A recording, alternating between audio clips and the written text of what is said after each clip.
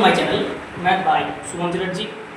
তো আজ আমরা আরেকটি কোশ্চেন নিয়ে চলে এসেছি। সেই কোশ্চেনটি আমি আগে লিখছি, একটু লক্ষ্য করতে।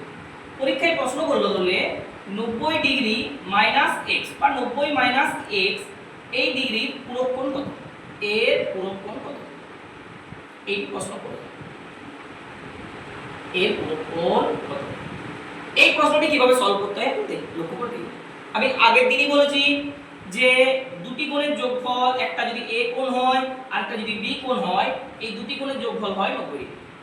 তাহলে একটা কোণ বলেছে আমি যদি পূরক কোণটা বের করতে হয় তাহলে আমাকে কি করতে হবে?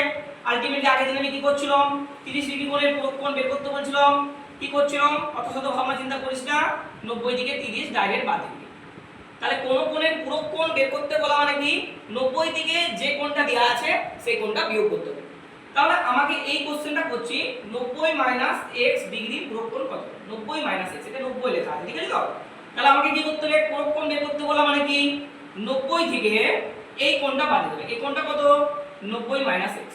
বাইরে মাইনাস থাকলে একটু ব্র্যাকেটটা দিবি, ঠিক আছে?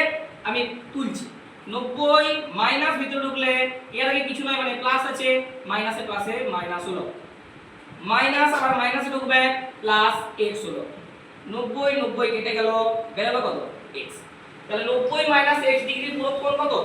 90 মাইনাস x ডিগ্রির পূরক কোণ হলো x ডিগ্রি। কি বললাম বুঝতে পেরেছিস?